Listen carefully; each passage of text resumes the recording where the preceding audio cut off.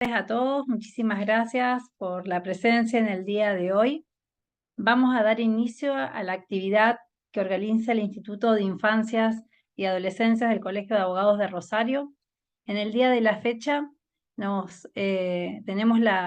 como invitada a la psicóloga Ivana Tonero, quien va a disertar sobre la escucha de niñas, niños y adolescentes en los procesos judiciales, consideraciones clínicos forenses. La psicóloga Tonero es graduada de la Facultad de Psicología de la Universidad Nacional de Rosario.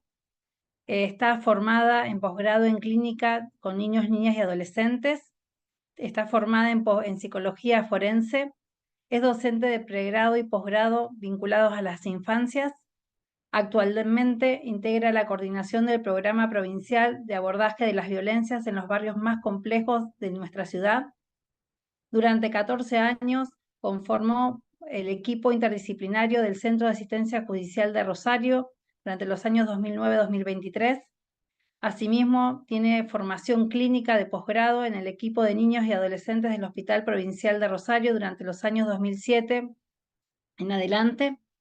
Interviene en el ámbito jurídico forense a través de distintas prácticas y además ejerce liberalmente la profesión desde el año 2007 hasta el presente. Ivana, te damos la palabra y si les parece, a los efectos de poder organizar mejor el encuentro, vamos a diferir las preguntas para el fin del encuentro.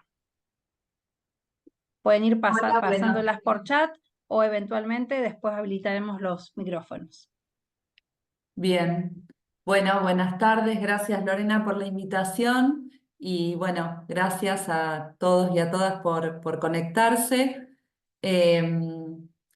Bueno, para los que estuvieron en la reunión pasada, que por un desperfecto técnico se tuvo que reprogramar, disculpas, pero voy a volver a retomar o a mencionar algunas cuestiones con las que inicié la charla o el encuentro o la propuesta que quiero hacerles, que no sé si se trata tanto de dar una charla, sino de proponerles un intercambio. Seguramente muchos y muchas de ustedes tienen experiencia en el trabajo con niños. Obviamente por el ámbito en el que estoy conversando con ustedes, supongo que la mayoría pueden ser abogadas o abogados, pero no obstante eso, más allá de la profesión, bueno, una experiencia y un recorrido en este trabajo, con lo cual me implica una enorme responsabilidad porque, bueno, estoy hablando con profesionales que tienen conocimiento en la temática. Así que la propuesta simplemente es hacer algún aporte desde mi práctica, que no solo es clínica, y digo no solo y fundamentalmente es clínica, sino que, digamos, me desempeño hace muchos años en un ámbito específicamente que tiene que ver con los procesos judiciales. Entonces, de ahí que se produce este encuentro entre ustedes como abogados y en este caso yo y muchos otros colegas que también trabajamos en el ámbito jurídico forense, que como ustedes saben no existe como un campo de saber en sí mismo, sino que, porque no hay un campo psijurídico, sino que se construye en ese encuentro que se da en este trabajo que es tan complejo, que tiene que ver con, bueno, determinadas problemáticas vinculadas a lo humano en el marco de un proceso judicial.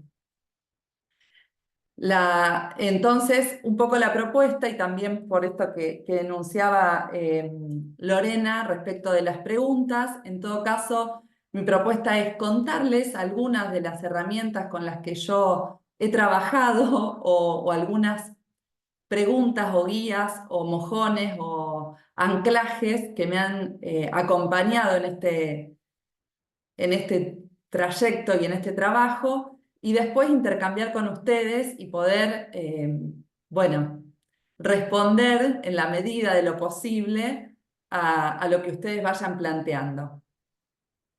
En el encuentro pasado, yo empecé recordando algo que cada vez tengo más presente más transcurre mi práctica y más presente se me hacen algunos conceptos de los inicios de mi formación. Y en ese momento yo les proponía o les decía que tuve una maestra o una profesora que en los primeros años de mi formación en niños y adolescentes, pero específicamente en niños, porque formó parte de un curso que, además de ser profesora en la facultad, la tenía en otro curso de formación y después fue mi supervisora. Los psicólogos supervisamos nuestras prácticas y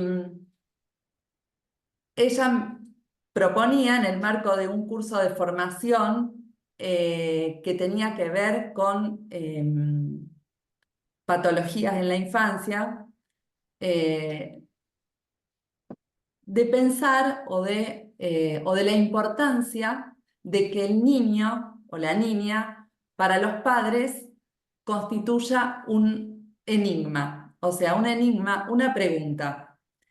Esto que, ¿por qué? ¿Por qué tenía que ser un enigma y no una certeza? Ella nos hablaba de esto, ¿no? De que el niño pueda ser, bueno, para los padres, ¿cómo será? ¿Qué será? Y no lo que no podrá, o lo que no será, o lo que no va a poder ser. A veces determinados síndromes o determinadas patologías pueden funcionar, ¿viste? Como lo que un niño no puede, ¿no? Y cubren, y es todo un diagnóstico, ¿no? Entonces la propuesta, o la propuesta de hoy, o lo que yo traigo, adaptándolo a nuestra práctica, y es lo que trato de hacer en mi práctica, es poder pensar determinadas problemáticas como una pregunta, como un enigma, y no anticipar respuestas o conclusiones.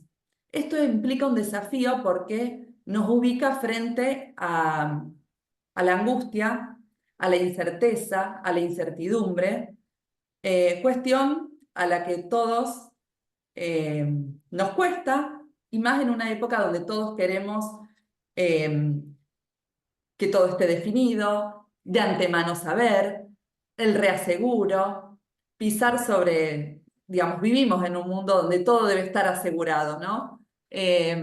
Entonces, cuando nos encontramos o proponemos trabajar desde estos lugares, nos sentimos frente a cierto desamparo. Pero ya vamos, estoy convencida de que esto es una posición ética también, ¿no? La de justamente donde pueden aparecer o anticiparse sentidos, nosotros podamos generar una pregunta. Entonces la propuesta es, y acá voy a traer yo les voy mencionando desde esa profesora mía hasta ciertos autores que habilitan cierto modo de pensamiento que no necesariamente siendo escritores, filósofos o psicoanalistas que se han dedicado a trabajar con la niñez, aportan conceptos que pueden ser una herramienta que acompañe nuestro trabajo. Entonces, hay un libro que se lo súper recomiendo, que no tiene nada que ver con esto, pero que se llama Elogio del riesgo, de una filósofa francesa y psicoanalista, que se llama Anedu Furmatelle, y de ella voy a copiar o tomar esto de, ella habla del elogio del riesgo, y yo hoy propongo hablarles del elogio del enigma. Entonces, que podamos pensar las cuestiones vinculadas a la niñez como una pregunta, como un enigma. Y un elogio porque podamos hacer hoy quizá una alabanza de las cualidades que pueda tener una pregunta o un enigma, algo que nos resulta difícil de resolver.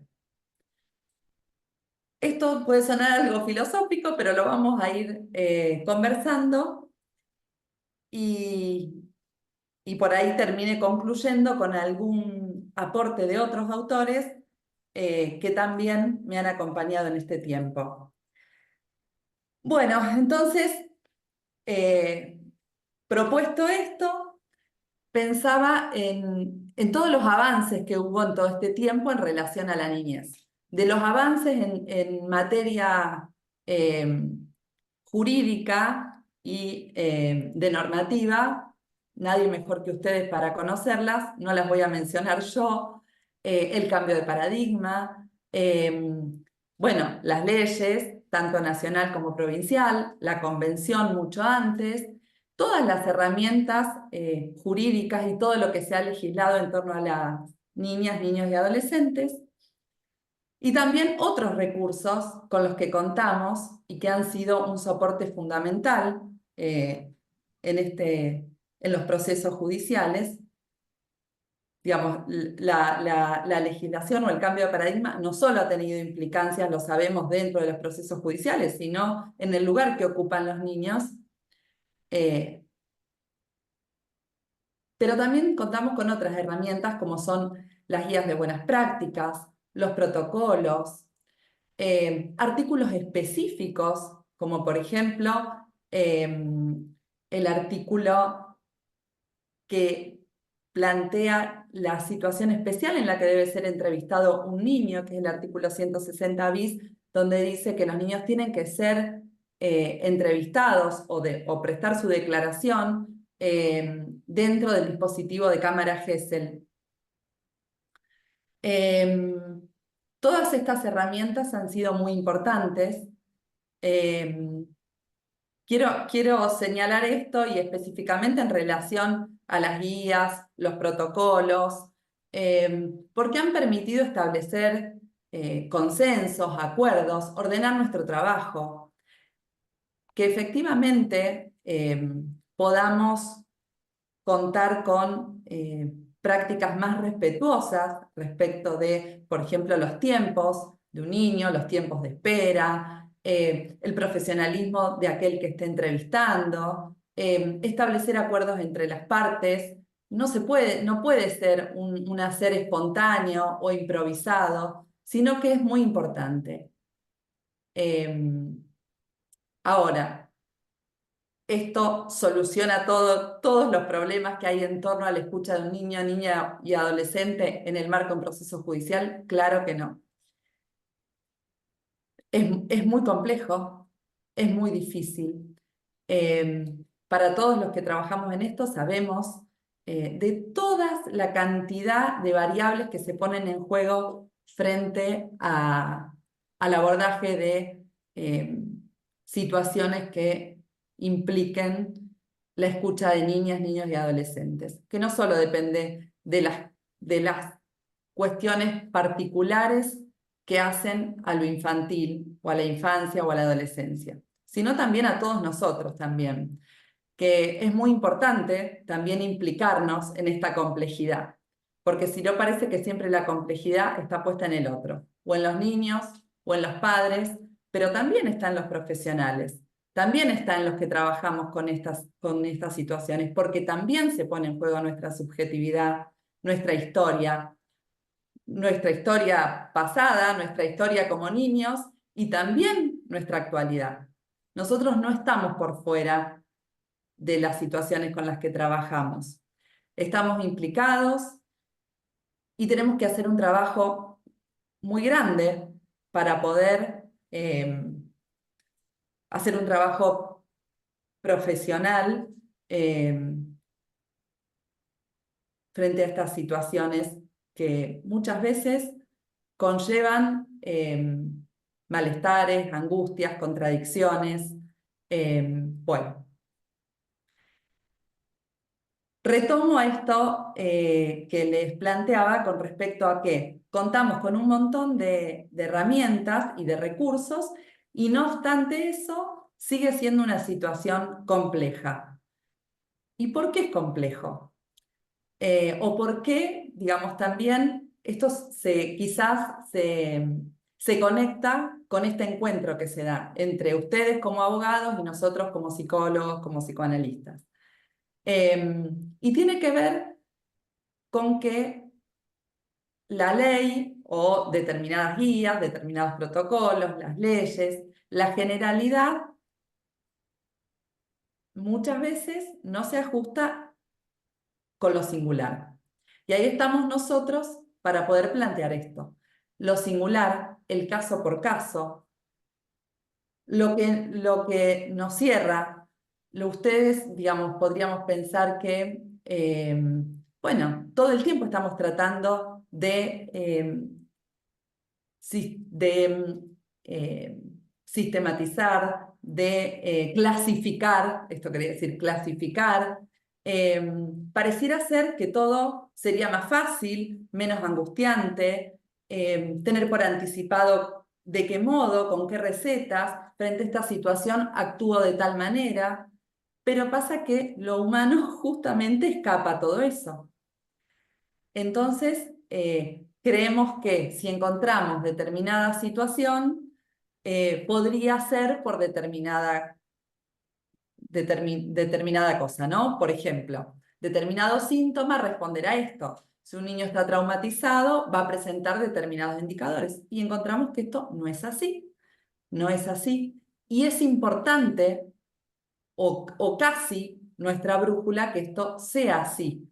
Que no tengamos que, frente a determinada situación, determinada respuesta. Vuelvo a lo del enigma, sino que frente a determinada situación podamos instalar una pregunta, porque esto es lo que puede habilitar a que emerja lo singular de cada sujeto.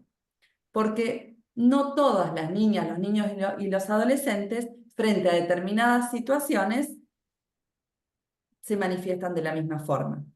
No todos los padres y las madres se separan de la misma manera, porque cada cual tiene una forma singular, más allá de que la ley que se vaya a aplicar sea general. Entonces, en este trabajo tan complejo de, por un lado, trabajar con las propias, los propios condicionantes, también trabajar con todas estas con estas, con la importancia de ser flexibles y estar dispuestos a trabajar con algo que no tiene soluciones de antemano. No las tiene, sino que justamente va a ser una construcción en el caso por caso.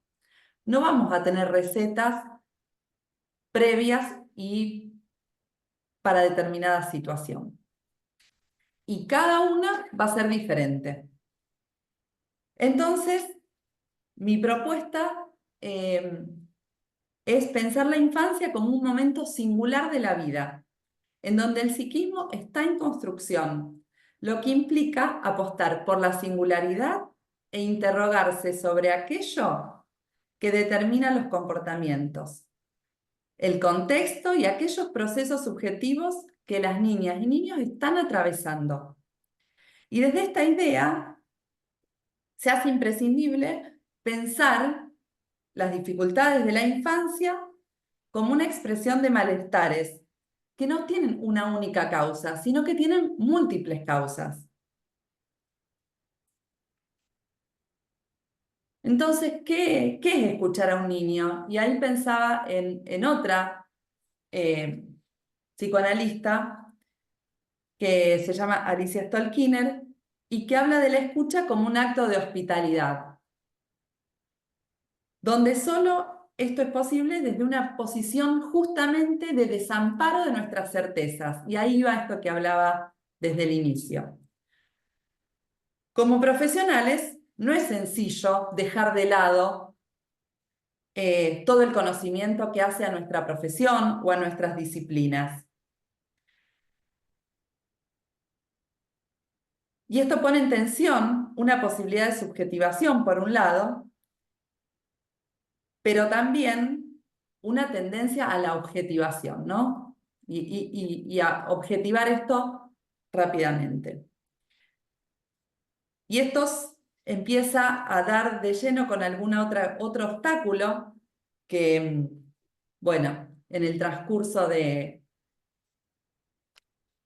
este recorrido profesional me he encontrado y que también por ahí lo podemos compartir hoy, que tiene que ver con cierta especialización en las temáticas. Que esto no quiere decir que uno no esté formado en determinadas problemáticas o determinados, digamos, nosotros nos formamos en clínica con niños, niñas y adolescentes. Pero después aparecen otro tipo de especializaciones, ¿no? Entonces, frente a determinada situación, tengo que buscar un especialista para determinada problemática. Un especialista. Entonces, la pregunta a veces es si esto no anticipa un sentido o la posibilidad de escuchar o de no escuchar y ya dar sentido desde ahí. Entonces, bueno, otra pregunta es, ¿cómo ubicamos? ¿Qué es escuchar a un niño? El artículo 12 de la Convención dice que es un derecho y refiere a los procesos jurídicos, además de ubicarlo como sujeto de derechos. Pero, ¿qué es? Bueno, de acuerdo a lo que plantea Stolkiner, sería justamente alojarlo o hospedarlo en esa singularidad que tiene, corriéndonos justamente de estas anticipaciones de conclusiones o de sentido.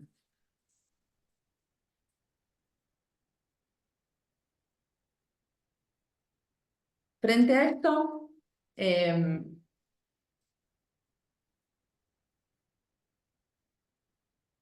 esto ya se los planteé,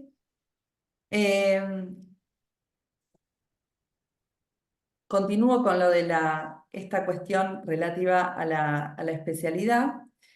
Y podríamos pensar que especializarse en una temática también puede poner en riesgo esto que les decía antes, ¿no?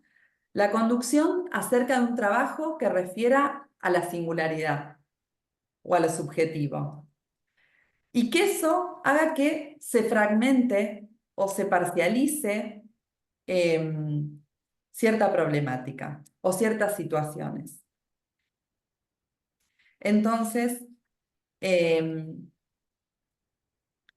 uno podría decir que la pregunta sobre lo que le sucede al niño quedaría subordinada a el incuestionable, digamos, a lo estrictamente profesional, lo profesional. Entonces, ahí pensaba en esto, ¿no? De la importancia de abandonar nuestras certezas y, y de hacer el bien por el otro, justamente algo que plantea el psicoanálisis es que nosotros no estamos para proponer el bien común para todos y corrernos de los lugares de ser los salvadores de nadie, sino justamente de hacer lugar a esto que les planteaba, que es lo propiamente singular. Ofrecer espacios de escucha y de palabra.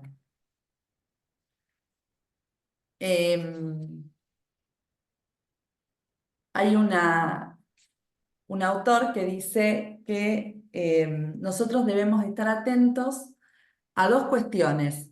Por un lado, a esta dimensión, que es la dimensión de cuidado, que es la que permite o hace lugar a producir procesos de palabra y de escucha.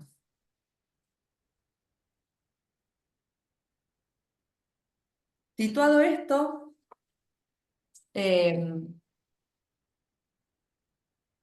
un poco te van a decir, bueno, ¿y entonces qué? Nos quedamos sin apelamos al enigma, a la incerteza, a la pregunta y ¿para dónde voy? Me quedo totalmente desprovisto de herramientas. Bueno, no es así. Las herramientas son un poco estas que inicialmente proponía, que tiene que ver con el marco legal, con guías que nos han acompañado, con protocolos que han permitido que profesionalicemos nuestras prácticas, establezcamos acuerdos, generemos mejores condiciones dentro del ámbito judicial para escuchar a niños y niñas. Pero a pesar de eso, no nos olvidemos de que no en todos los casos va a estar situada ahí la solución, la panacea o la única forma de abordar, ni siquiera iba a decir resolver, y la verdad es que tampoco a veces se puede terminar de resolver, sino que en determinados momentos hay problemáticas o situaciones que pueden atravesar situaciones de alivio y luego volver a complicarse. Quienes trabajan en las temáticas vinculadas a familia lo sabrán.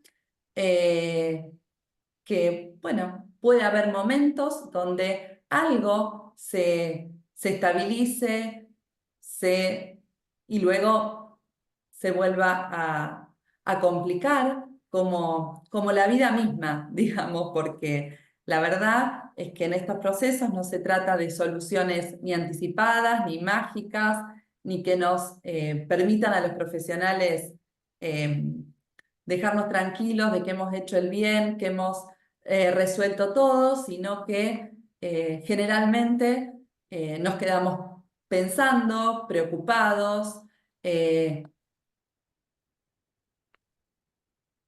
estudiando, charlando, encontrándonos con otros. Por eso la segunda herramienta que justamente les iba, digamos, o que por lo menos desde mi práctica ha sido fundamental, es el encuentro con otros, es el intercambio con otros, es la interdisciplina. La interdisciplina entendida en el sentido de justamente esto, ¿no? El otro interpelándome, no para que se produzcan deslizamientos en la práctica, ¿no? El trabajo con otros es el que me permite hacerme preguntas, preguntarle al otro, generar y construir dispositivos que no son para todos, digo, dispositivos, construcciones. ¿Cómo abordo este caso? ¿Cómo lo pienso? ¿Va a ser lo mismo para este que para el otro? No, claro que no. Entonces, bueno, de repente puede haber una situación en la que en el intercambio con otros, un psicólogo, con un abogado, con un trabajador social, bueno, el equipo es cada vez también, ¿no? Quienes formen parte de esta interdisciplina dependerá de la situación. Puede ser con la maestra, puede ser con la directora de la escuela y con un magistrado, no sé. Son infinitas, o he integrado o he trabajado con diferentes equipos que no han venido incluso predeterminados. Empiezo a atender a un niño en mi consultorio y no sé con qué otros voy a continuar trabajando, además de con los padres. Y a partir de ahí, de esa singularidad, construir una forma de abordaje de esa situación. Porque también a veces escucho, no, los niños al tribunal no es perjudicial, es revictimizante. Bueno, no en todos los casos, a veces sí, a veces no. Hay que pensarlo en cada situación, no todos los días, pero alguna vez puede ser. A veces preestablecer o anticipar para cada situación qué es lo que va a funcionar o no, puede limitar nuestras prácticas o nuestras intervenciones. Entonces, les decía, respecto del trabajo interdisciplinario, cada integrante de este equipo, que no es necesariamente de una institución, se puede instituir, se puede construir frente a cada situación, va a contar con un sustento teórico. No se trata de un hacer espontáneo o que improviso, sino que está sostenido por una metodología, por su disciplina y por una coherencia en esa intervención entre los distintos momentos que vaya a tener. pero no necesariamente tiene que ser lineal y rígida y no admitir contradicciones. Puede tenerlas. No tiene una única dimensión. Es importante integrar la complejidad que tiene este trabajo. Antes les hablaba acerca de que nosotros estamos implicados en esto. La importancia de revisar nuestros saberes, nuestras prácticas y un ejercicio por inventar estrategias creativas, que no quiere decir, como les decía antes, estar improvisando y bueno, total, cada situación es diferente. No, no, para nada. Tiene que estar sostenido en un conocimiento profundo, pero también con la flexibilidad de poder ser creativo frente a cada situación y a cada caso. Esto posibilita sostener una práctica responsable y comprometida. Como les decía antes, partiendo de la premisa de que cada situación es compleja, tiene un montón de facetas, que es importante buscar y reconocer la cantidad de aspectos y dimensiones que componen a estas situaciones. Bueno, y por último, proponerles, ya que les estaba compartiendo los conceptos de algunos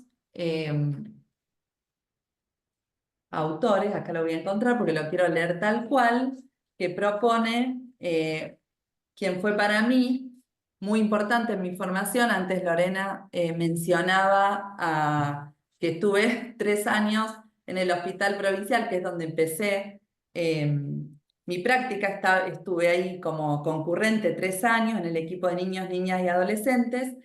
Y bueno, para haber estado en salud pública, obviamente era muy importante y formó parte de nuestra formación toda la producción escrita de Fernando Ulloa, que fue un psicoanalista muy comprometido con su tiempo y que hizo un trabajo bueno, muy valioso dentro de las instituciones, y consideraba el quehacer de los psicólogos, de los psicoanalistas, no en términos de profesión, sino como oficio que nunca hace costumbre. Esto plantea Ulloa. Él dice, es un oficio que busca apoyo, no tanto en lo que está instituido, sino en la singularidad de que se va instituyendo sobre la marcha, sin desconocer un rol social, asumido con solvencia y con esfuerzo. Pretender basamentos conceptuales y metodológicos pretende tener basamentos conceptuales y metodológicos firmes, esto que yo les decía antes. No se trata de andar improvisando, pero cuando se trabaja, acá dice, cuando se trabaja con la gente o cuando se trabaja con lo humano y se quiere preservar la singularidad de cada uno, es más necesario ser creativo o la creatividad que oficia a la regularidad que profesa. Bueno,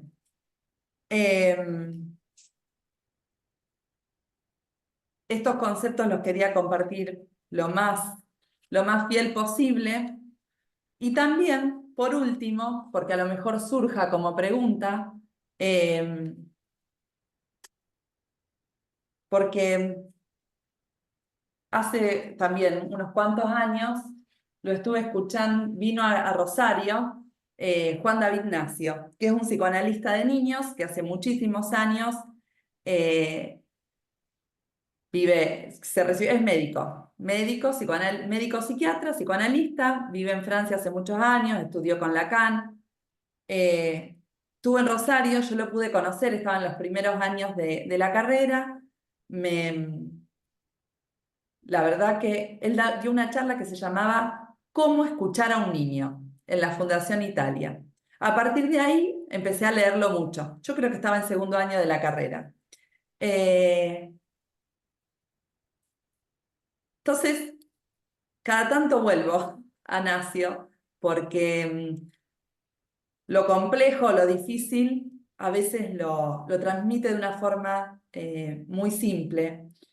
¿Y cómo escuchar a un niño? Y dice Nacio, este es un tema que me preocupa tanto como a los padres, a los maestros, a los jueces, a los pediatras, a los psicólogos. Y él dice, para hablar auténticamente con los niños hay que tener en cuenta varios aspectos, pero primero hay que tener algo para decir, sin hacer largos discursos. Luego hay que estar habitado por una convicción. El niño va a entender por más bebito que sea. Ustedes saben que Nacio trabajaba con bebés, obviamente con la presencia de las madres, pero él le hablaba a los bebés. Cuando una madre, dice él, deja a su bebé en la guardería y le explica que se va a trabajar y que luego regresará a buscarlo, el niño se queda tranquilo. También hay que hablarle con palabras simples, bien pronunciadas, mirándolos a los ojos, con autenticidad, en forma digna y respetuosa. Por último, hay que darle tiempo a la comunicación. Y él dice, sé que los adultos a veces estamos apurados y a veces no escuchamos. O bien si lo hacemos nos ponemos impacientes.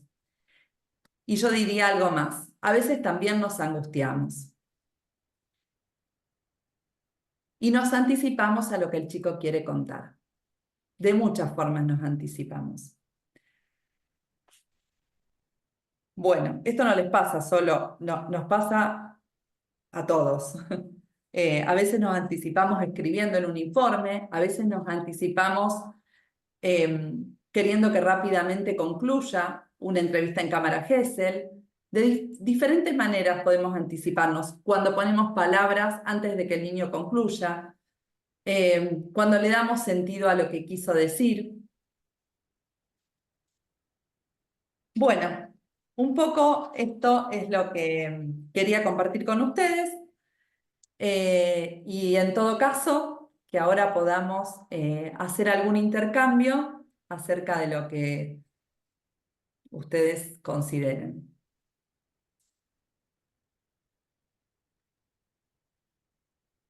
Muchísimas gracias, Ivana. La idea de este encuentro justamente era, y el espacio más enriquecedor justamente es abrir el debate para que podamos evacuar dudas, hacer aportes, algún tipo de consulta a la psicóloga Tonero, que si quieren ir levantando las manos a través de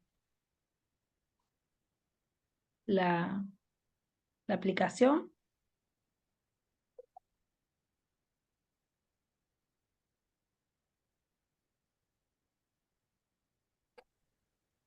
Ahora me voy a fijar en el chat si hay alguna consulta.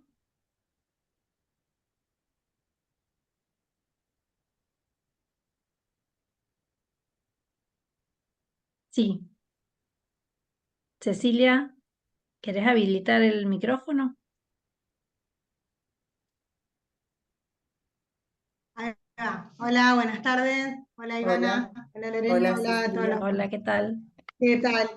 Ivana, te quería hacer una consulta respecto a dos frases que vos trajiste, una en el medio de la charla, digamos, y otra con la que concluiste, digamos, que tiene que ver con esto que vos mencionás de los sentidos, ¿no? Cuando vos te referiste a buscar un especialista y lo pusiste en términos de pregunta, ¿no? Vos dijiste, buscar especialista no anticipa sentido. Y después al final, cuando vos ponés respecto de los informes, creo haberte entendido, digamos, cuando nosotros le damos un sentido a eso que los niños dicen. Yo te quería consultar concretamente en una escucha, ¿cuál es el rol del adulto en términos de esto que vos traes como aportar sentido, digamos? Nosotros, digamos, tenemos que, digamos, darle el sentido a nosotros o escuchar el sentido que de alguna manera a través de lo que está diciendo, de los silencios, el niño está poniendo de manifiesto. Sí, Cecilia, mira, yo en realidad a lo que apuntaba es respecto a las especialidades, es que cuando se piensa, digamos, frente a una determinada situación, por ejemplo, voy a ser concreta, para que quede bien claro, porque si no, hoy en día, una de las problemáticas, y lo digo con conocimiento del tema porque trabajé 14 años en una institución que aborda situaciones, por ejemplo, relativas al abuso sexual infantil. Entonces, a mí me pasa, a veces en el consultorio, que recibo consultas específicamente sobre eso, ¿no? Como si cualquier otro psicólogo de niños no pudiese abordar problemáticas vinculadas a, ¿se entiende?, al abuso sexual infantil. Si hubiese que conocer específicamente sobre determinado tema. Y la pregunta es si esto no anticipa un sentido, o incluso si anticipadamente, digamos, si hay posibilidad de instalar o una pregunta o una escucha que no sea desde ahí. O que esto no anticipe ya esto en el niño, ¿no? En ese sentido me refería. Si esto no va a interferir en las posibilidades de escuchar más allá de algo que ya viene anticipadamente enunciado. Después, ¿se entiende? ¿O más o menos? Cecilia.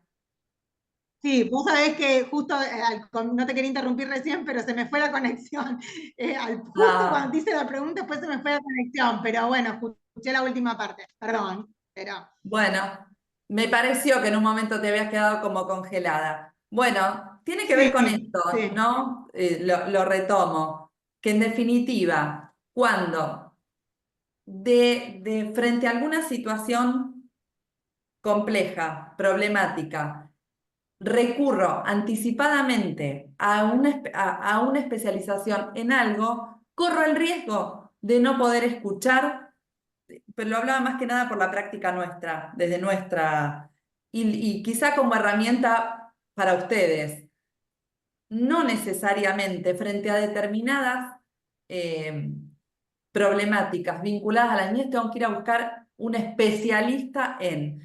Tiene que ser alguien que esté formado en la escucha de niños y niñas y que justamente conozca, sí, de la particularidad del trabajo con niños, que conozca sobre las cuestiones evolutivas, que conozca, digamos, todo esto hay que conocerlo, sea psicoanalista o es así, las etapas de pensamiento y que pueda dar cuenta de ese niño en singular y no que anticipadamente ya abordo determinada situación de una niña o de un niño desde determinada mirada. Eso genera un recorte y hasta puede ser riesgoso, Cecilia, porque cuando vos, bueno, todavía esto está, por ejemplo, en una etapa de un proceso, ya recurrir a ciertos espacios empieza a marcarle un sentido. Entonces, si fui a un especialista en esto, esto es así. Entonces, hay que ser muy cuidadoso. Además, porque si todo es, digamos, si por eso hablaba yo esto, ¿no?, de la clasificación o que frente a determinado comportamiento, determinado diagnóstico, empieza a ser muy peligroso.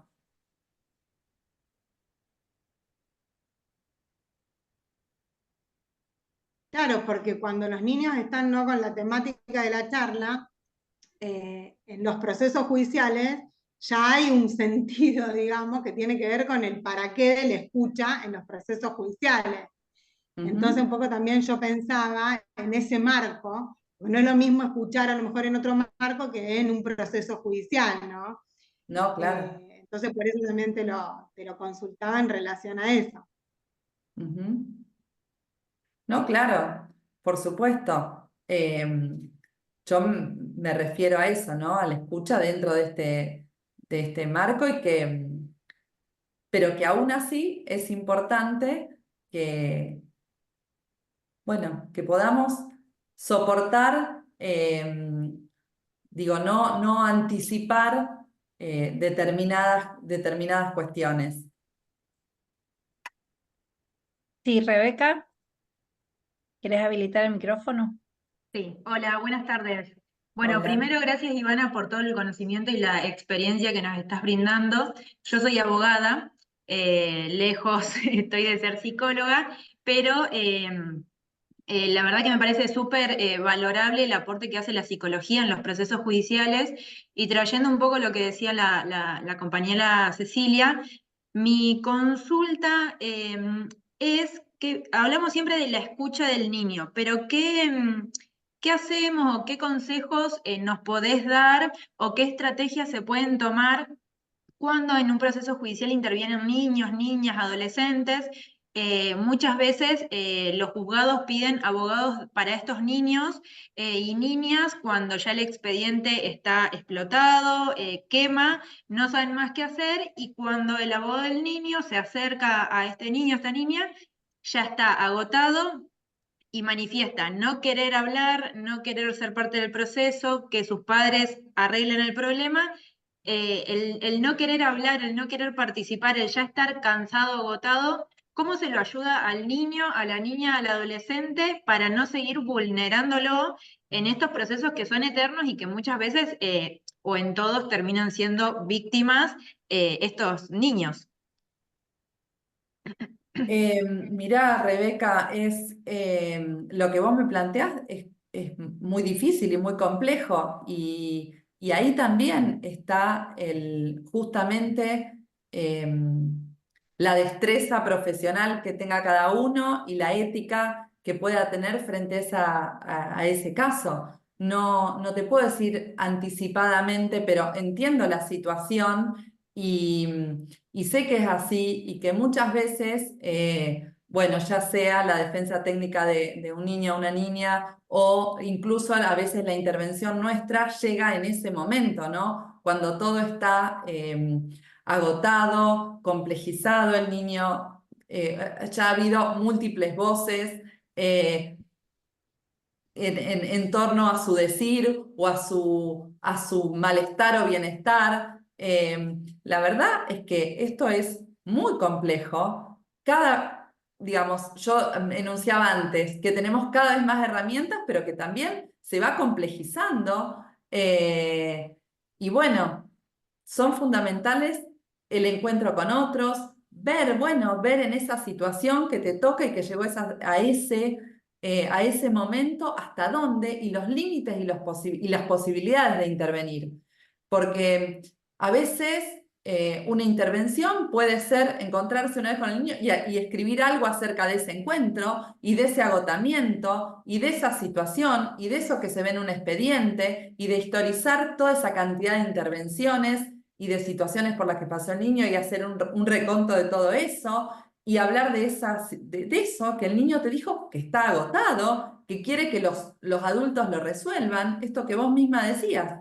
Bueno, a veces los niños, en el mejor de los casos lo pueden enunciar así, que lo resuelvan los adultos.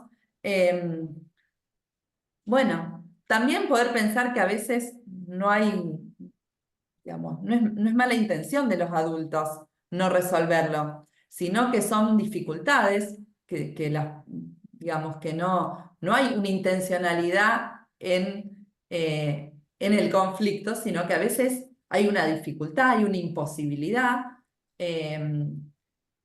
También a veces pienso en que en algunos casos, a pesar de que parezca tremendo y nosotros tendemos a ver, y está bien que seamos críticos y que veamos el paso de los niños en los procesos judiciales como algo que los perjudica, que los revictimiza, y vemos todo esto, pero a veces también he pensado que a veces es la única posibilidad de intervención de un tercero en algunas familias o en algunas situaciones en las que no hay posibilidad dentro de lo familiar. A veces, bueno, yo tengo pacientes, adultos también, no solo trabajo con niños, y la verdad que pienso, ¿cuánto, o por lo menos se abre la pregunta, no la certeza, de cuánto hubiese posibilitado la intervención de la ley en algunas situaciones?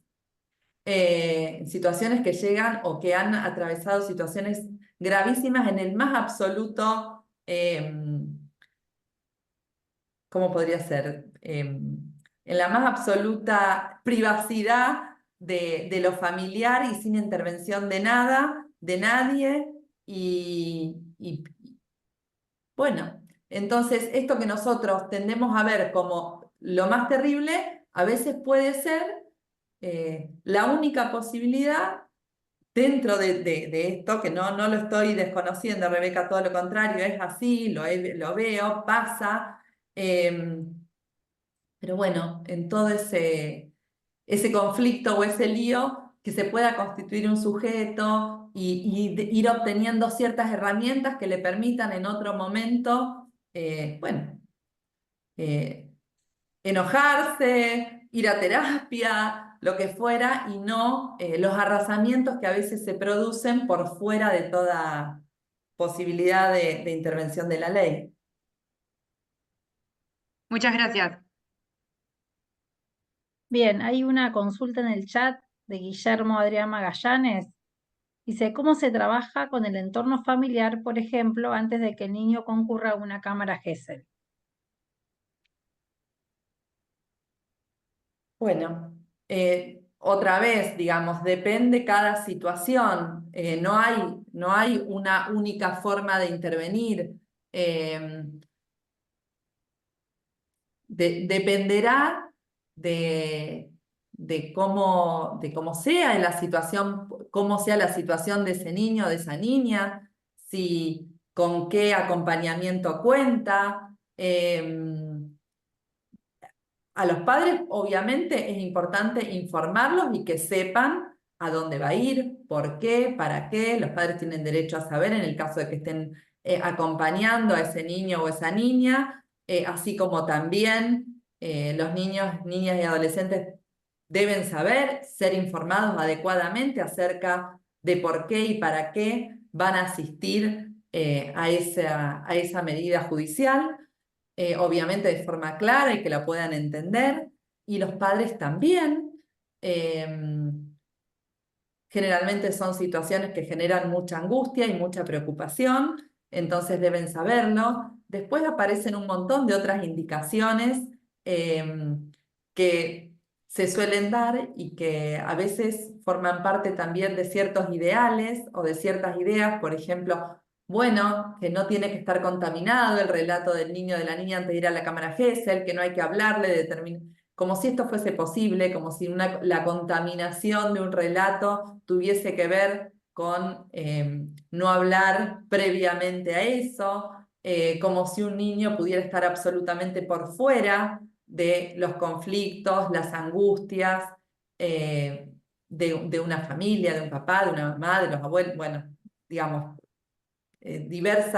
nuevamente si empiezo a pensar en cada situación en particular en la que puede encontrarse un niño o una niña que tiene que atravesar por una declaración, en el caso de que sea en el marco de un proceso penal, que es la declaración como víctima o como testigo.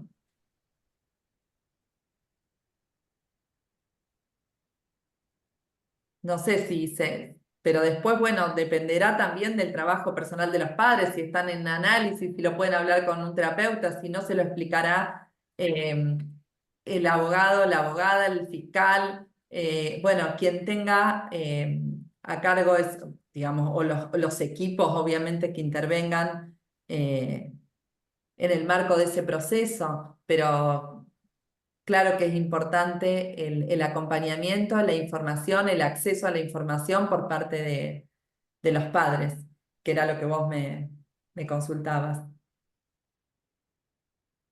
Guillermo, no sé si podés activar tu micrófono, si querés hacer algún otro aporte. Sí, perfecto. Gracias por la respuesta. Sí, era por un caso de un proceso judicial, penal justamente, donde, digamos, una niña fue víctima de un abuso sexual. Y bueno, cómo trabajar con los padres es todo un tema, ¿no?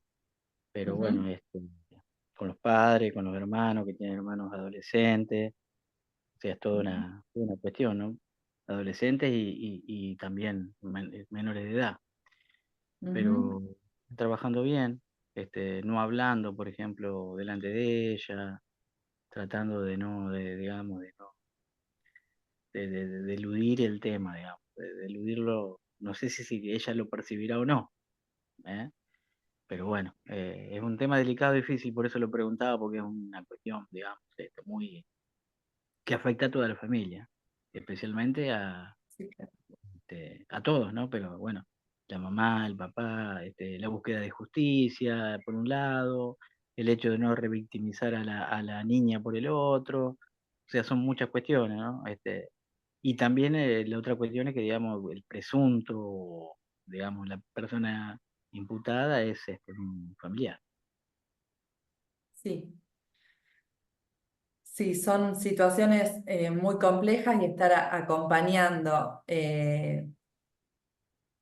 Yo te escuchaba en esto que decías tratando de eludir. Bueno, quizá es de acompañar, siendo respetuosos, respetando los tiempos de las niñas, de los niños, de los padres.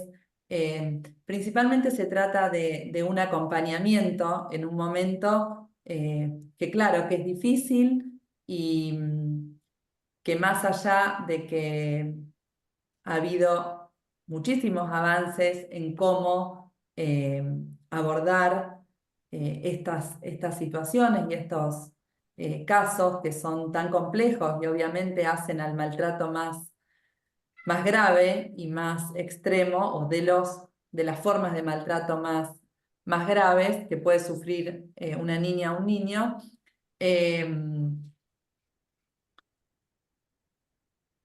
Estar ahí acompañando y interviniendo en estas situaciones es complejo, sin duda que sí, y ser profesionales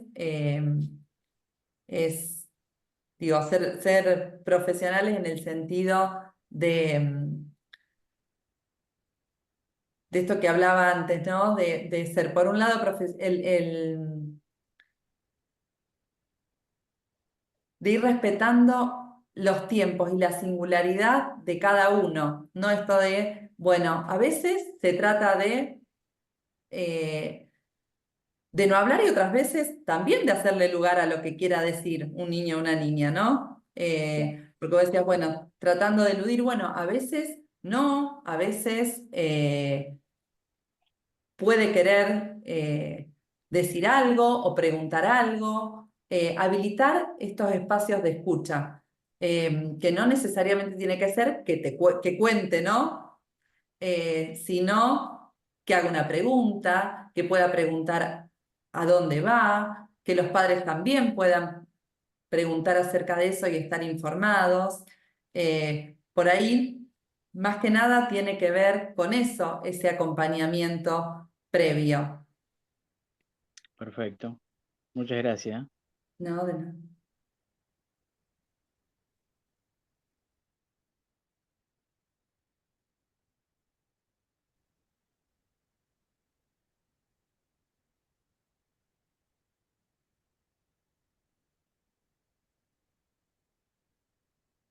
¿Alguna, Cecilia?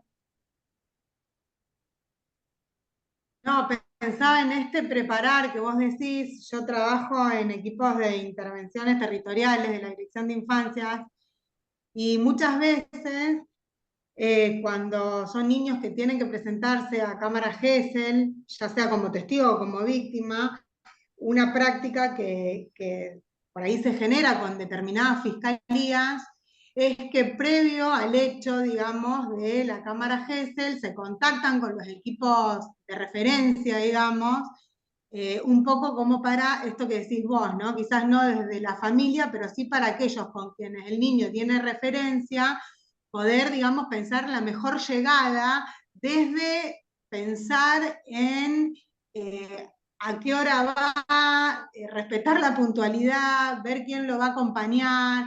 Digamos, hay un montón de detalles que por parte de la fiscalía sensibles, digamos, se pueden ir anticipando, que bajan un montón la angustia de los chicos, y que quizás no de antemano, los fiscales lo saben, pero sí se ponen en contacto con la gente que conoce a esos niños, quizás en la institución educativa, o equipos también de abordaje de fortalecimiento familiar, o quien está en contacto con el niño, un poco para, inclusive para poder hasta reprogramar, si se quiere, si hay algo que surge de los equipos en relación a que está presentando dudas. Después viene toda la parte que una vez que reservan la cámara GESEL es difícil volver a reprogramar y que se quiera hacer la prueba por cuestiones de recursos de la sala y demás, pero eso me parece que es una práctica respetuosa, digamos, en relación al involucra a otros que están en contacto en lo territorial con el niño, que desde un lugar también pueden acompañar ese proceso por fuera a veces de la familia.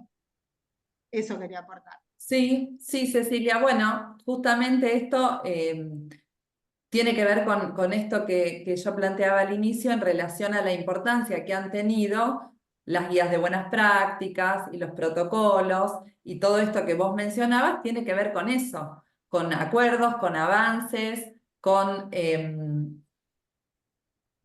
avances, digamos, acuerdos que se han establecido en relación a cómo o cuál sería la mejor forma o la buena práctica de abordar estas situaciones. Esto en la generalidad, ¿no?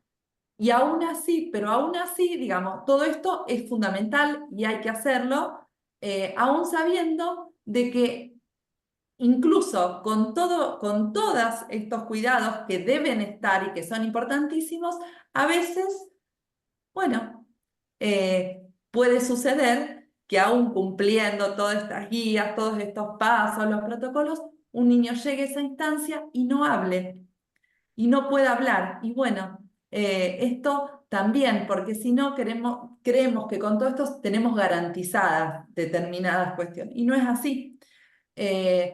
Debemos ofrecer las mejores condiciones para que esto suceda. Para que suceda, pero también saber que aún así puede ser que no lo pueda hacer.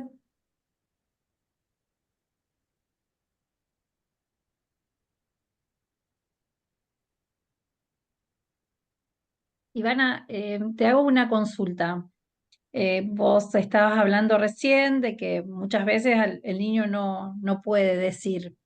Llevando esto que estás diciendo, conectándolo con lo que establece la ley de abogados del niño en su artículo 11, que señala justamente que cuando se trate de un niño que por su grado de madurez o porque cualquier otra cuestión no puede transmitir su voluntad, los abogados o abogadas del niño podemos solicitar la colaboración de profesionales de la psicología, ¿no? Para actuar conjuntamente, asegurando así el derecho de ese niño o niña adolescente a ser oído y a que su voluntad sea tenida en cuenta y a que se respete su interés superior.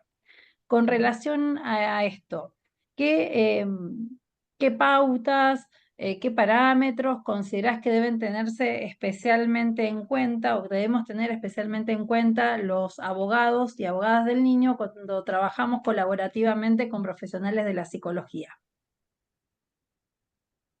Bueno, Lorena, a mí me parece que lo interesante ahí justamente es esto que mencionaba antes, de esta posibilidad de trabajo conjunto con otro y de intercambio y de construcción de una forma de abordaje que en soledad, digamos, un abogado solo en esto, digamos, a ver, el psicólogo ahí no estaría para, a ver, interpretar. No estarías en una función de intérprete del niño, de interpretar, porque esto aparte que es fuera de un contexto clínico, sino que se da en otro marco, pero sí puede ser una instancia de trabajo conjunta entre las dos disciplinas para poder, de acuerdo a esa situación, poder pensar determinadas estrategias, otros futuros encuentros, intervenciones dirigidas a lo mejor a los padres, diversas situaciones, pero me parece que lo que posibilita justamente la posibilidad de un trabajo conjunto es poder pensar en todas las dimensiones o en la singularidad de ese caso. O quizá ese puede ser nuestro aporte. Bueno, a este niño en esta situación, en este contexto, en este momento, a esta edad, así, poder hacer ese aporte al profesional o la profesional del derecho, no obviamente para hacer una interpretación de lo que allí suceda, sino ser respetuoso, obviamente porque el trabajo ahí del abogado del niño es lo que el niño pueda decir o solicitar o expresar lo más fielmente o de la manera que lo diga, o si no lo puede decir, bueno, lo que no pueda o lo que antes decía Rebeca era que a veces, bueno, no quieren o no pueden o ya llega a una instancia en que justamente plantean que no quieren hablar más con nadie.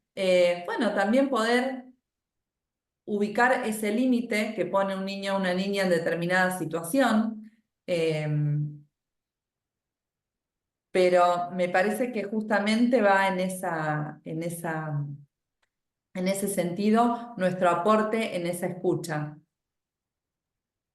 Bien, muchas gracias. Sí, fundamentalmente en base también a lo que decía Rebeca, reconocer siempre que es un derecho, ¿no? Por ejemplo, Claro. a tener una defensa material y técnica, y lo primero que tenemos que informar al niño ni adolescente sobre que tiene este derecho, que puede ejercerlo o no, ¿no? Que Ujú, también tiene esa posibilidad. Cecilia, ujú. Cecilia Rapp, no te escuchamos, Cecilia.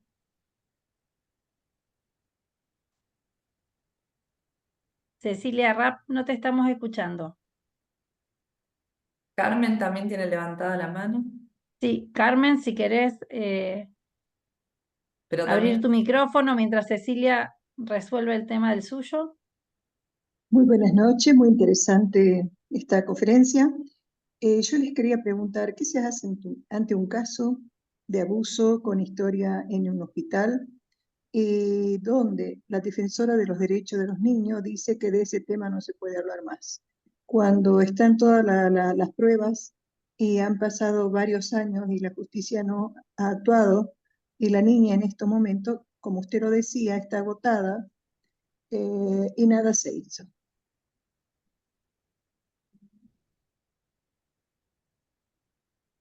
¿Se disculpe, Carmen, escuchó? ¿cuál sería la pregunta? Bueno, en definitiva, ¿qué se puede hacer ante una defensora de los derechos puesto por la justicia, en la cual le dice en una reunión a la niña que del tema de abuso no se puede hablar más?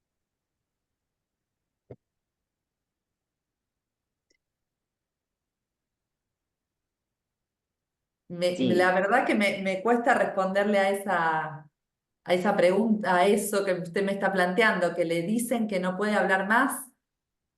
¿A la nena le Sí, dicen esto? sí, ¿Pero sí. en qué situación, en qué circunstancias? Bueno, ha sido citada 3 veces a la justicia. Eh, la segunda vez, esta defensora parece que tiene una característica de maltratar a los niños en vez de defenderlo. Los retó porque estaban llorando en el espacio de la justicia. Y la tercera vez, cuando ella se expresa de que, por última vez se expresa que, sobre el padre, Bueno, ella le dice que ya de ese tema no se puede hablar, sin que la justicia se haya expedido al respecto, sin tener en cuenta todos los informes que hay en el expediente y sin tener en cuenta la historia clínica del hospital. Bueno, ¿usted es abogada, Carmen? No, no, soy una abuela, pero que he trabajado durante años por los derechos de los niños acá y, y me parece muy aberrante la situación por la que está atravesando la niña. Y me interesa, por supuesto, esta conferencia y me interesa su respuesta al respecto.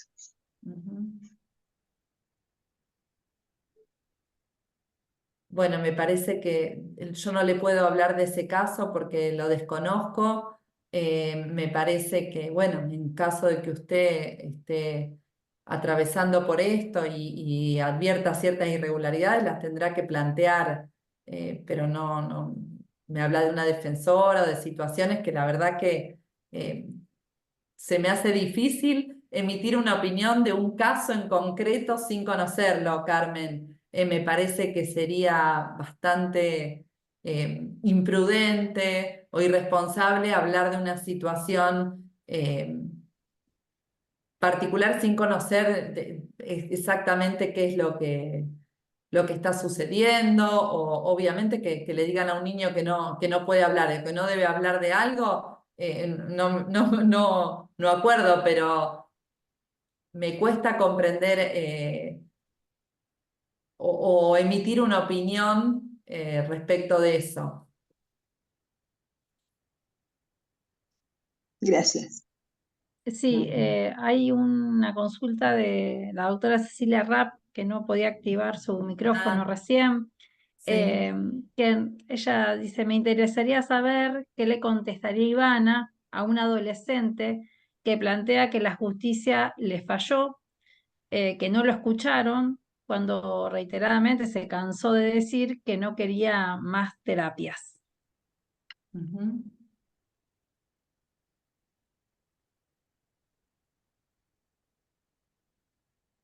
Digamos, podríamos decir o pensar o reformular esta pregunta quizás en el no de los niños, niñas y adolescentes frente a algunas cuestiones, ¿no? Algunos acuerdos que inclusive los propios progenitores realizan dentro del marco de expedientes, como podría ser que el niño asista a una terapia o el adolescente asista a una terapia.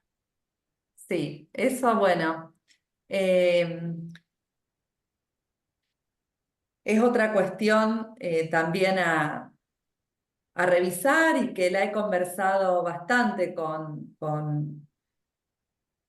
colegas y también con profesionales del derecho respecto de, bueno, prescribir tratamiento psicológico, que todos los niños rápidamente se derivan. Aparte, los propios operadores de justicia a veces, bueno, el niño tiene que ir, y bueno, todos nos encontramos, incluso los propios profesionales de la salud mental, los psicólogos, psicoanalistas, diciendo que lo que hay que hacer es ir a terapia y después nadie hace análisis, nadie va a terapia. Entonces, encontramos que muchas veces rápidamente se prescribe algo que después no se practica en lo personal, que sería tan importante que tanto los profesionales que trabajamos en estas cuestiones, nos antes nombraban defensores, los jueces, las juezas, los que son abogados y trabajan en estas temáticas, hagan terapia. Sin embargo, muchas veces esto no sucede y sí se recomienda para los niños. Y lo mismo en relación a los padres, ¿no? Muchas veces uno recibe en la consulta que vienen los padres porque quieren que su hijo, su hija comience análisis, pero ninguno de los dos nunca pasó por un espacio de terapia o de análisis. Entonces, bueno, también a veces los niños, o un adolescente cuando dice, bueno, yo no quiero irme, que vayan otros, ¿no? Porque a veces se pone todo ahí, o como la solución va a ser que el niño, y a veces, o la mayoría de las veces, el niño no es el que tiene el conflicto o el que está, sino que, bueno, justamente, no, con esto no estoy diciendo que no tengan que hacer o que no sea necesario muchas veces que pase por un espacio, ya sea de entrevistas o que inicie análisis. Pero bueno, no siempre, no en todos los casos, no en todo momento. A veces como muy livianamente o rápidamente, bueno, esto lo soluciona así, va que lo deriven, que el niño inicie tratamiento. Y bueno, a veces no es posible, a veces, y me ha pasado con adolescentes donde esto se prescribe, tiene que empezar, tiene que hacer terapia, no, a veces no es el momento. Y esto también hay que poderlo escuchar.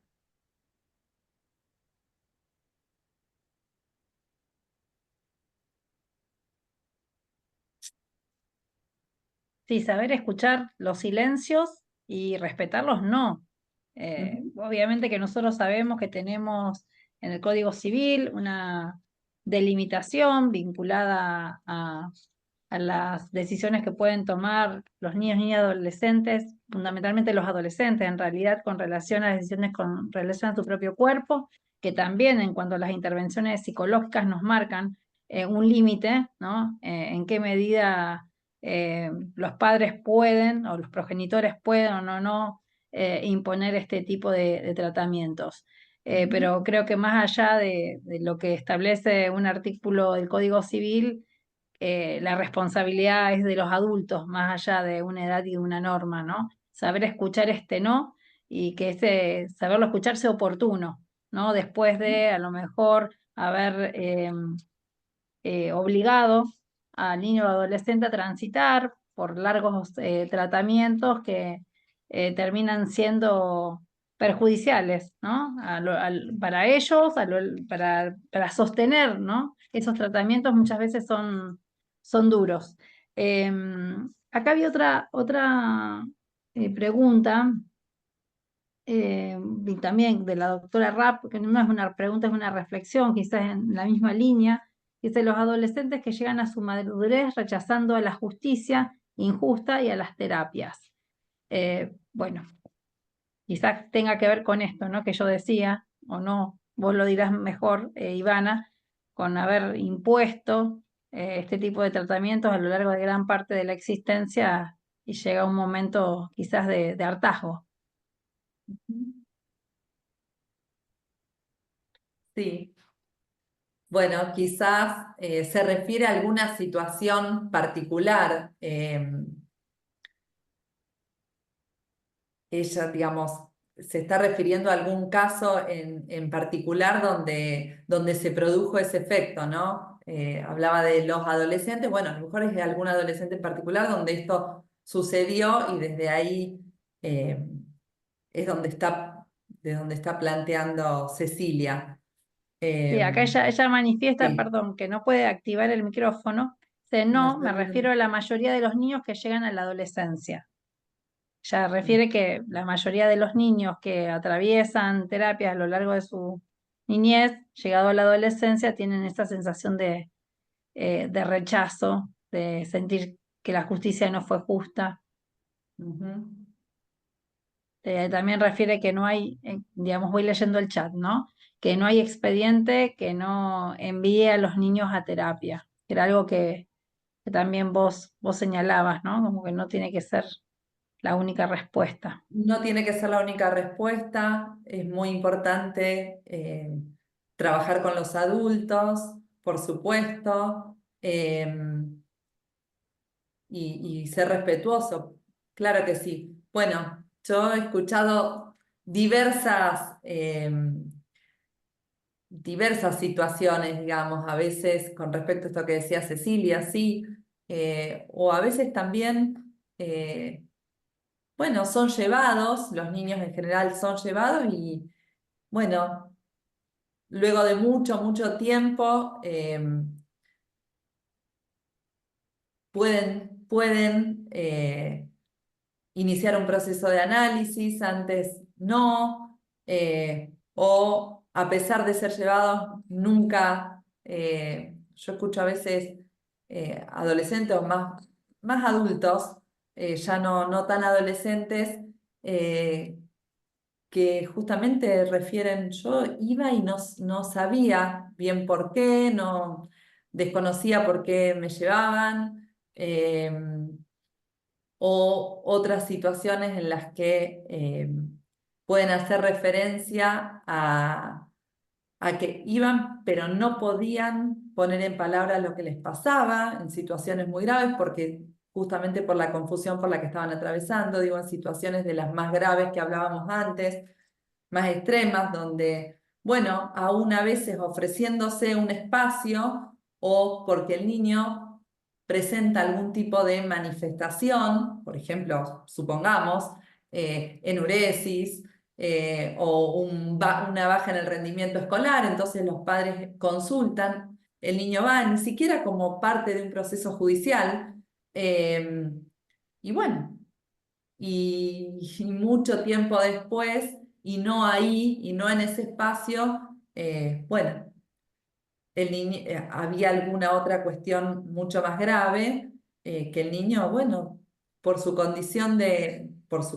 por la situación, por un montón de razones que sí hacen un poco a la particularidad de la infancia, pero también a la singularidad de ese caso, bueno, no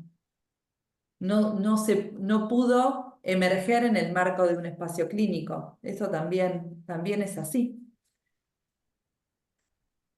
Recién vos hacías referencia a lo mejor a algún motivo de consulta y a mí me llevaba algo que en algún momento también te escuché hablar en otro encuentro sobre la medicalización y la patologización de las infancias, ¿no? Este tema que sinceramente a mí en lo particular me preocupa. Ujú. Me gustaría que si podrías compartir alguna de estas cuestiones, alguno de estos aportes con el auditorio. Sí, bueno, en relación a eso, creo que en esa charla hablábamos, bueno, de diversas situaciones de maltrato que se han dado a lo largo de la historia en relación a la niñez, y que, bueno, ciertas prácticas que en otros tiempos estaban legitimadas o se consideraban, bueno, que formaban parte estaban consensuadas dentro de la vida de la sociedad y de los adultos, hoy serían inadmisibles. Esto lo dicen algunos autores como Philippe Ariès, los malos tratos, las fajas, las envolturas. Se vivían de una manera, se convivía con esto, ¿no? Eso después empieza a ser visto como algo inadmisible. Hoy lo veríamos como algo, y lo vemos como algo tremendo, como un maltrato absoluto. De Maus posteriormente dice, la pesadilla del maltrato el maltrato en la infancia es una pesadilla de la que hemos empezado a despertar, ¿no? Como si esto formase parte de un pasado. Y Volnovich, en un libro de 1999, que se llama El niño en el siglo del niño, dice, ¿es una pesadilla de la que hemos efectivamente empezado a despertar o en la actualidad vivimos otras situaciones de maltrato que hoy no podemos verlas? Existen otras formas de maltrato en la infancia que hoy no estamos pudiendo verlas como formas de vulnerar la infancia. Y en ese sentido, poder pensar ciertos diagnósticos invalidantes en la infancia, ciertos diagnósticos y su consecuente tratamiento, muchas veces vinculado a la medicalización, que la medicalización tiene que ver justamente con este exceso, digamos,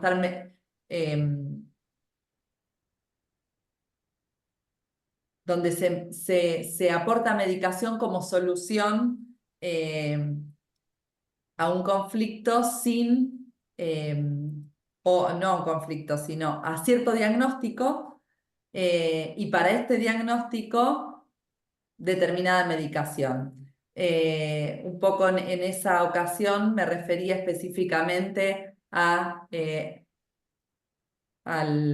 trastorno por déficit atencional con o sin hiperactividad, que muchas veces vienen acompañados de ciertas medicaciones, y bueno, sin que se pueda, nuevamente, ¿no? Esto que yo planteaba al inicio, que se pueda interrogar, que se pueda instalar una pregunta acerca de qué le pasa a ese niño, sino que rápidamente se resuelva con un diagnóstico y con un tratamiento, y generalmente ese tratamiento deja por fuera también a los adultos y a las posibilidades de pensar qué pasa con ese niño en esa situación, en esa familia, qué lugar ocupa para los padres, y que rápidamente se acuda a respuestas rápidas, a respuestas que tienen que ver con una intervención directa sobre la salud mental de un niño, y en este caso a través de medicaciones que son fuertísimas y que obviamente, digo, fuertísimas porque como toda medicación, como todo psicofármaco, tiene implicancias en la salud de niños y niñas. Y bueno, quizás hoy esto está naturalizado, o se considera que, bueno, es una forma o un tratamiento acerca de ciertos malestares en la infancia, y retomaba esto que por ahí plantea Volnovich acerca de, bueno, hemos específicamente despertado de estas pesadillas que muchas veces ubican a los niños como depositarios de de intervenciones incluso graves o extremas y con consecuencias en su subjetividad. Un poco es en esa charla estaba referido a eso, pero en definitiva, Lorena, vuelve al mismo punto que tiene que ver con poder pensar la singularidad de cada niño, de cada niña, de cada situación familiar, de poder escuchar, de hacerle un lugar que aloje la escucha y la palabra, y no anticipar sentidos. En este caso, bueno, este diagnóstico, muchas veces uno escucha incluso en las maestras o en determinados ámbitos, tengo tantos chicos y ya son nombrados directamente por el diagnóstico, ¿no? Hay 2 con trastorno generalizado del desarrollo, y usan la sigla, ¿no? Y no con TDA, y la verdad es que uno se pregunta ahí que el nombre, qué le pasa. No digo que lo tenga que abordar la maestra, no estoy diciendo eso, pero digo que tenga que ella desandar ese camino, ¿no? Esto no forma parte o la responsabilidad no es del docente en este caso, sino que lo mencionaba para ejemplificar cómo muchas veces esto queda cristalizado de este modo. Y pensando en esto de escuchar a un niño, ¿qué posibilidades hay de escuchar y qué posibilidades hay de decir cuando ya es nombrado de determinada manera? Es esto, tiene esto. Y no se abre ahí una pregunta, bueno, ¿qué le pasa? ¿Por qué no puede parar? ¿Por qué no se puede quedar sentado en ningún momento en el banco? ¿Por qué rechaza toda posibilidad de aprender y de conocer? ¿Por qué le pega a todo el mundo? ¿Por qué no respeta? Bueno, y no rápidamente, bueno, ¿cómo tapo este síntoma y resuelvo esto para que todo vuelva a cierto orden o recobre cierto orden o cierta estabilidad, que en definitiva a la cual subyace seguramente algo más complejo? Bien, muchas gracias, Ivana. Carmen.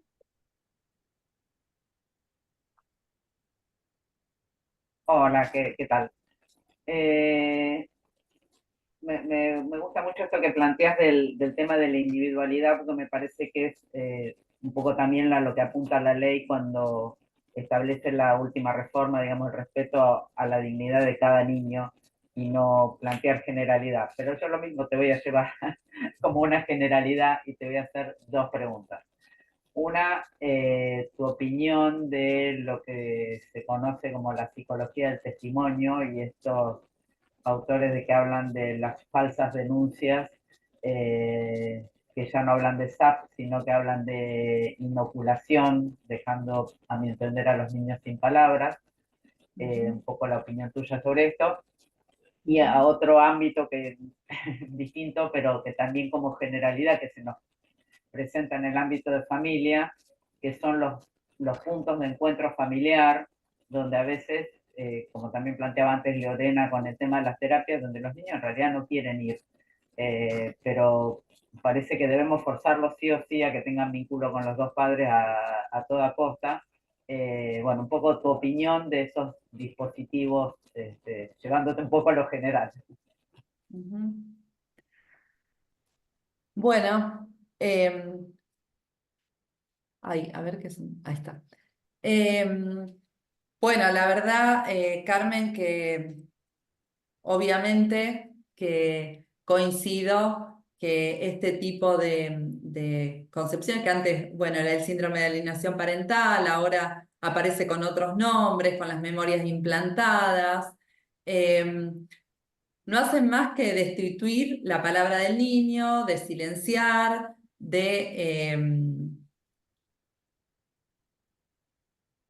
a ver, antes se decía que los niños fantaseaban, que los niños mentían, ahora uno escucha que, bueno, los niños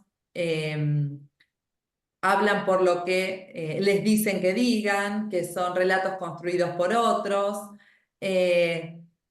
Bueno, por supuesto que estoy en desacuerdo con esos planteos, pero creo que nosotros, los psicólogos y las psicólogas que trabajamos en esto, tenemos que ser muy cuidadosos, muy responsables, muy profesionales a la hora de justamente informar y poderle dar sustento a esto. Porque si no, cuando somos solamente conclusivos y no describimos y no hacemos un aporte acerca de por qué, por ejemplo, decimos que un niño sostiene lo que sostiene o que presenta determinados síntomas o determinado comportamiento.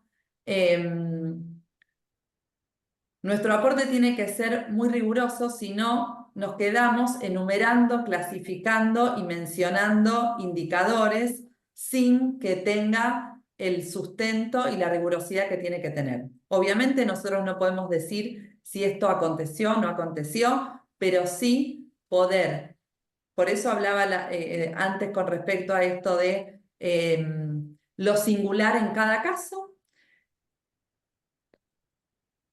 A ver, en esto que vos me planteas, me parece que se me aparece lo que plantea una autora que se llama Colette Soler respecto del trauma.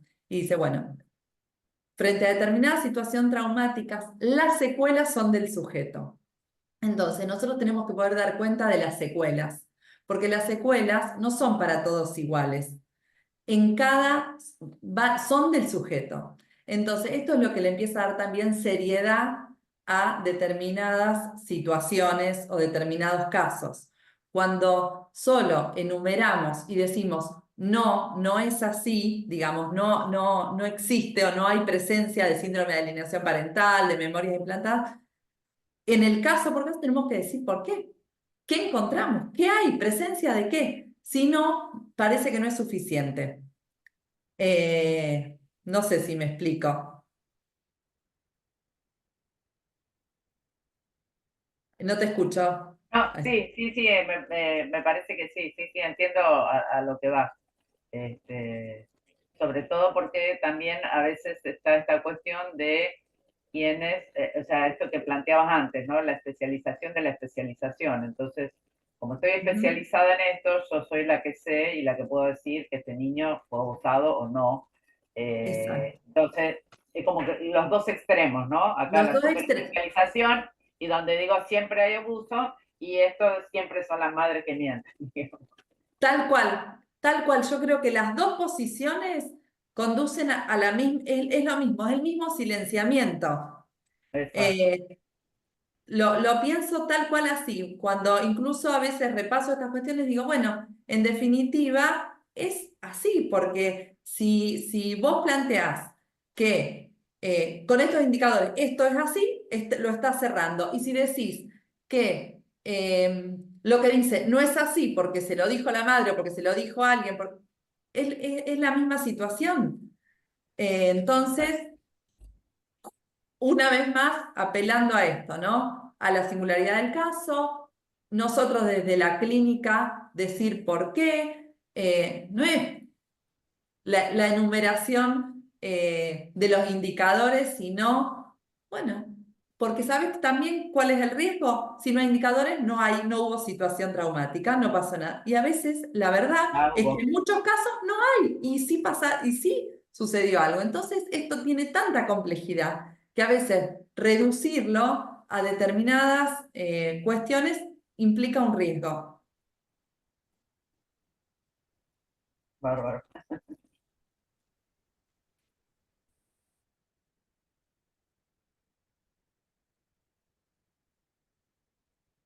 ¿Hay más preguntas, Lorena?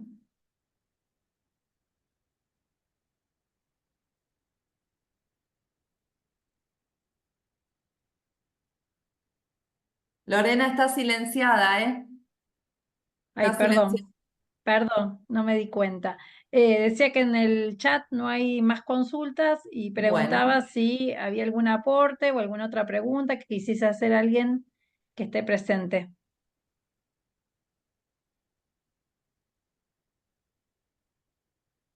Bueno, de no ser así, Ivana, te agradecemos muchísimo la participación. Hacemos saber a los asistentes que esta charla va a quedar grabada por si quieren rever algún concepto, volverla a escuchar o compartirla con alguna persona que le pueda ser de utilidad. Nuevamente agradecerte, Ivana, a vos, a cada uno de los bueno, asistentes y prontamente les estaremos avisando cuáles son las nuevas actividades del instituto.